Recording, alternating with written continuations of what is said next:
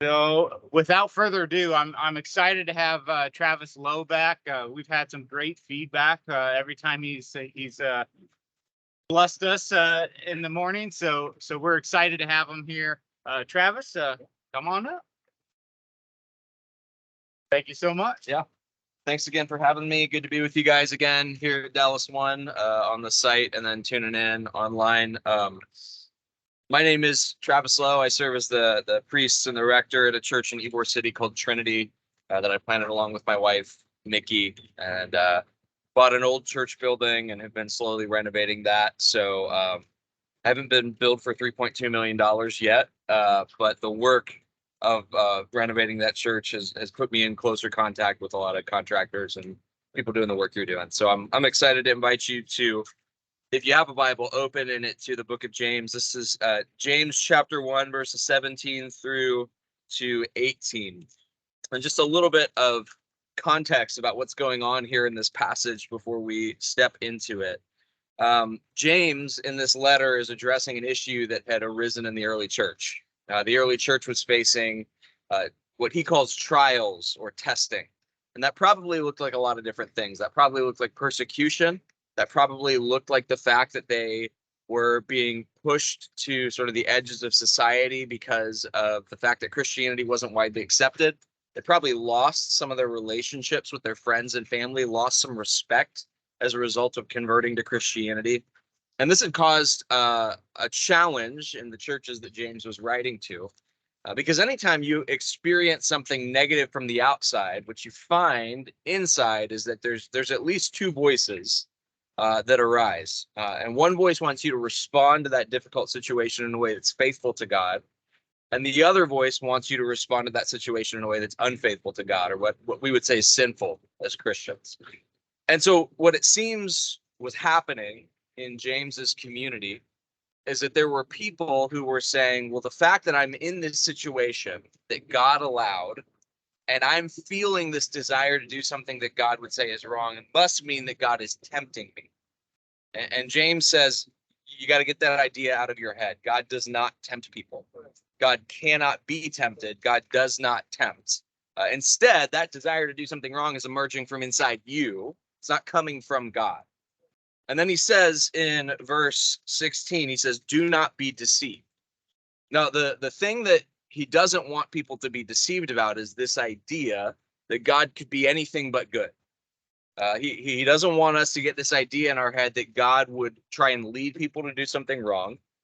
And the reason why he wouldn't do that is because God is perfectly good. And so he goes on in verse 17 and 18, where I want to spend our time this morning. He says, every good gift and every perfect gift is from above, coming down from the Father of lights, with whom there is no variation and no shadow due to change. Of his own will, he brought us forth by the word of truth, that we should be a kind of first fruits of his creatures. So James wants us to understand that God is good. And he says one of the ways that we can know that is through the gifts that God gives us. He says every good gift and every perfect gift comes down from the Father of lights. Now, what are the gifts that God gives? I think James mentions some of them in an earlier part of his letter. And so if you haven't read the book of James before, just go home and read chapter 1 after work today. And he'll mention some of God's gifts. One of the things he talks about is wisdom. He says, if anybody lacks wisdom, should ask God because he gives it freely. So James has in mind the gift of wisdom as one of the signs of God's goodness. He has in mind the gift of the gospel, salvation in Jesus Christ. He has in mind the material and physical blessings that God gives us and providing for us. I mean, he's got all of this in the back of his mind.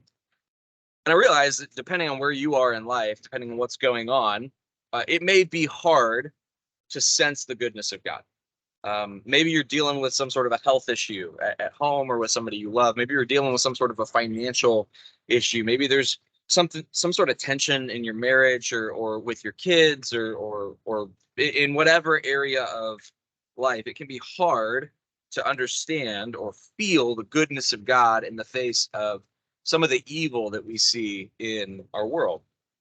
And so theologians have tried to offer an explanation for how it is that we can see so much pain in the world and yet still hold on to this idea that God is good. The technical term for those explanations is called theodicy. It's the defense of the goodness of God in the face of evil in the world. And I'm not really going to get into that this morning. I think theodicy is something that's going to take way more time than what I have. But I will say this, I don't want to dismiss the fact that there's a lot of really painful stuff that can happen to us in life. But one of the challenging things for me is not that I struggle with the idea of God's goodness when things are going bad. It's that I don't think about God's goodness when things are going good. It is so rare for me to sit down and think about the good and perfect gifts that God gives as he's giving them. But anytime something goes wrong, I immediately question. So let me give you an example of that through the lens of that church building that I just mentioned. So a little bit of background in our church. We've only been around for about a year and a half, and we're a church plant. And so if you know anything about church finances or the way that churches work, churches run on the tithes of the congregation. People give to the church, and that's how the church pays its bills, pays its pastors, keeps the building up. But when you're starting a church and there's nobody going to it, there's no tithes. And so to sort of plant a church or start a church from nothing, what church planters will do is they'll meet with a bunch of people who maybe go to other churches and say, would you be willing to give for a period of time so we can get this off the ground and we can gather a congregation that can begin giving so our church can be self-sufficient. So my wife and I spent a ton of time doing that in the 6 or 7 months up to launching Trinity. And during that time, we had a couple that we'd never met before approach us, and they said, hey, we feel like what you're doing, God is in. We feel like you're called to this. And so we want to give you up to $1 million to buy a church building. And we were like, is this real? Are we being pranked? Is like what's the deal with this? And once we sort of realized this was legit, we sat down and we were like, okay, we don't have a congregation. It's just my wife and I, and we just want to start a church. So I don't know that it's a great idea to drop $1 million on a building that we don't know that anybody's going to sit in. So we went back to this couple and we said, would you be willing to sit on this until we know if anyone's going to come to our church? And that was terrifying because they said, sure, you just need to know, when you come back to us, like we can't guarantee the money's going to be there. So we're essentially potentially walking away from $1 million. So we launch our church. We begin to gather this group of people. We sense that God's in this. I'm just scrolling through the commercial real estate in Tampa, and I see a church building up for sale for $999,999. And it's like a quarter mile from where our church currently meets. And so I called that family back and I say, are you guys still good for this? And they said, sure, but that building needs a lot of work. So let's not start at $1 million. Let's not start at $1 short of $1 million. And so we come back with an offer that's way under what these people are asking. And we come back with this offer, and the people who are selling the building say, yeah, let's do it. It was about almost $200,000 under the asking price. And they said, sure, we'll sell it to you. So in 6 months of being a church, we see God's incredible goodness. We go through this whole process. We buy a church building 6 months into our existence, cash, no mortgage, period. And then we start looking at everything that needs to be fixed. There's a reason why this church is in the middle of Ybor City and being sold for less than $1 million. It's because it needs a ton of work. And so we start calculating, what is it gonna take to fix this up? And so we kind of hit this number of like 65,000 will get us in the building, but it's going to take more to really fix everything. So then we start fundraising to fix the building. And I'm looking at the number and I kind of just want to throw up. I'm like, we bought this building. We're never going to raise the money to fix it. It's going to destroy this church plant. How are we going to do this? And the money comes in. And so we start fixing the building. And then we get to a point where there's some renovations that we just hadn't expected and hadn't accounted for. And I look at my wife and I look at the money we've raised, and we're $10,000 short of what we need to do to be able to move our church into this building. And I start panicking again. We're doomed. What's going to happen? How's the money? How are we going to do this? And literally, we calculated in the morning. We realized that we're short. And that night, a check comes in for the exact amount of money that we need to finish fixing up the church. But listen, you hear this story told as a whole, and you're like, oh my gosh, God is so good. But at every point for me where things were in question, how are we going to raise the money to fix this up? How are we going to get this last $10,000? Oh my gosh, what about all the things that need to be fixed? I question God's goodness at every point. And you would think that wouldn't happen. You know, I just got like $1 million to buy a church. But oh my gosh, we're doomed. How are we going to fix it? Hey, we got the money to fix it. But oh my gosh, we don't have enough. We're doomed. Hey, and I don't think I'm unique in this. I think we all experience this. We don't think about God's goodness as we're receiving his gifts. We only question it when things don't go how we want it to. And James doesn't want us to be deceived. He says, don't be deceived. Every good, perfect gift comes from above. So if your car started this morning and got you here to work, that's one of God's gifts. If your paycheck hit and you could pay your bills, that's one of God's gifts.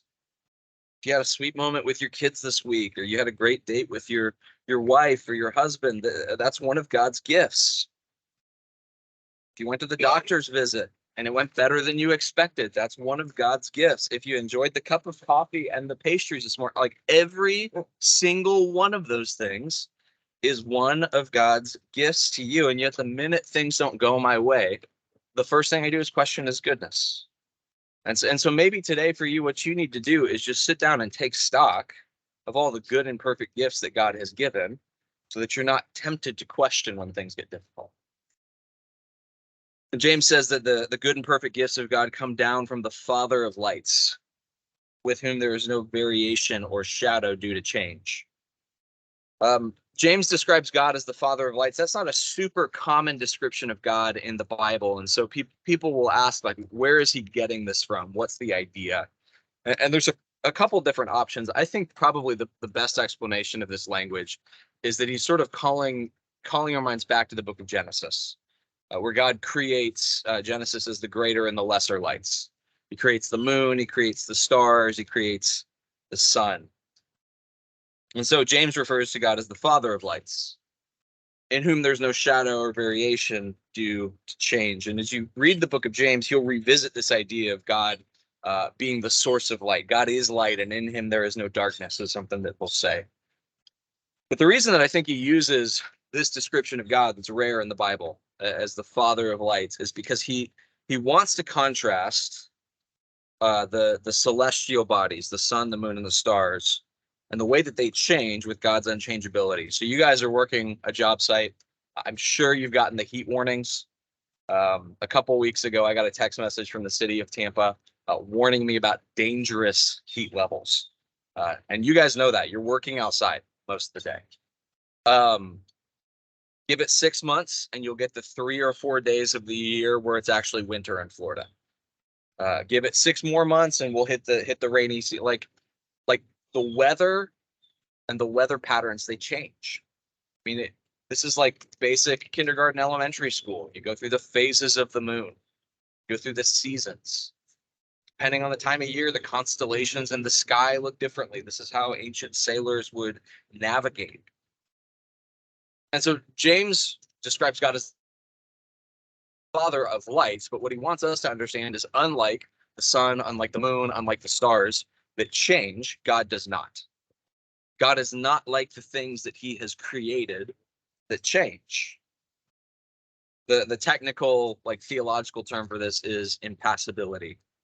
God doesn't change. He's not controlled by his passions. He can't be acted upon by something outside of himself that brings about a change in him. You can go down a whole, like, philosophical rabbit hole around this, but at its most basic level, why this is important for us is that it means that even though our situation changes, God doesn't.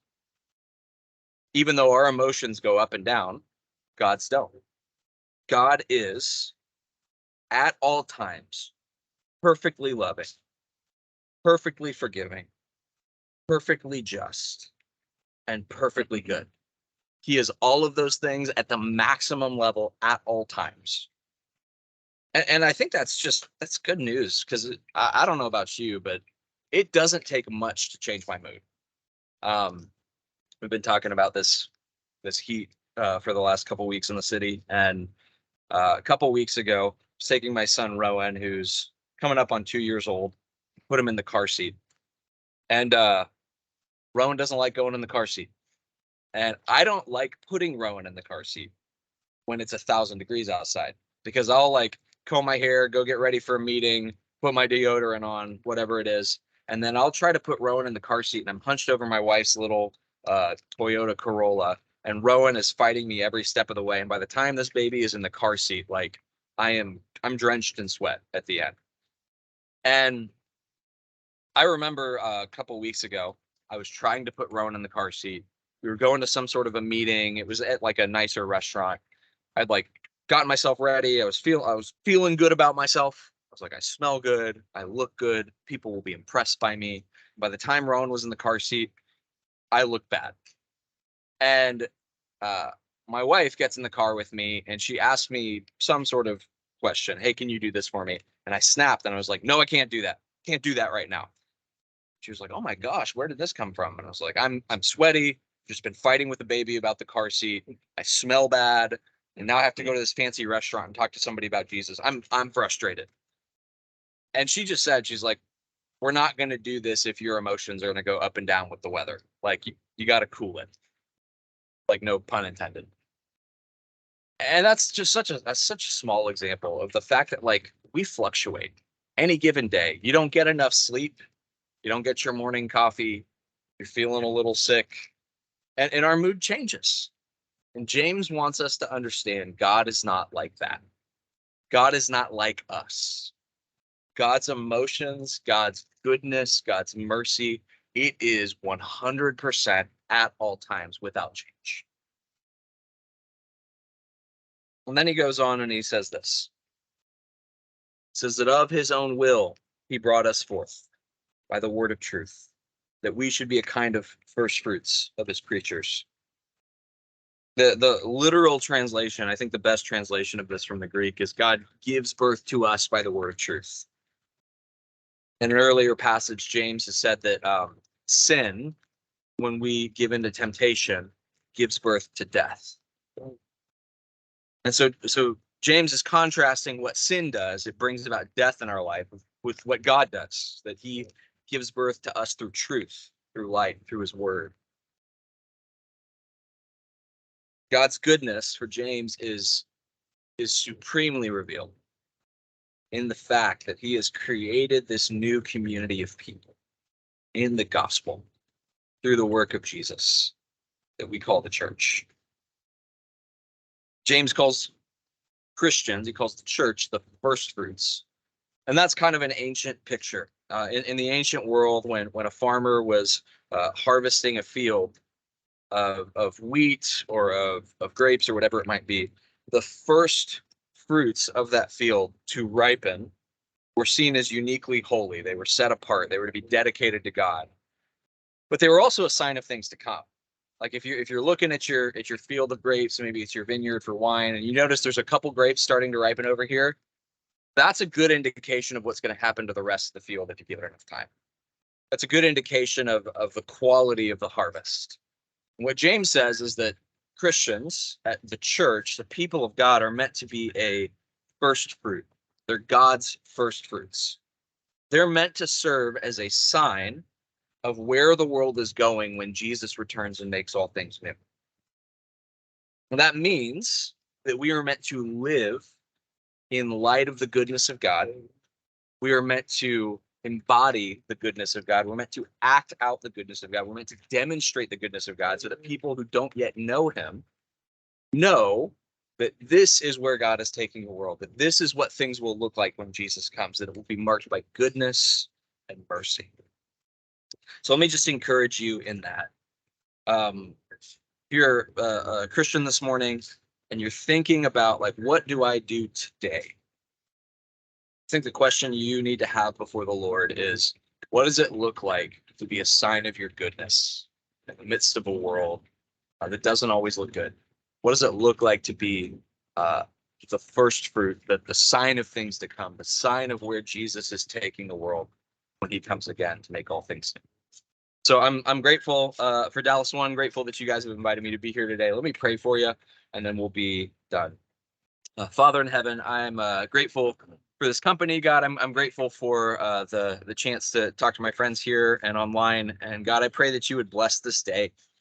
God, that there would be tangible moments where everybody on this team senses your goodness and seeks to walk in a way that reflects your goodness. We ask all these things in Jesus' name.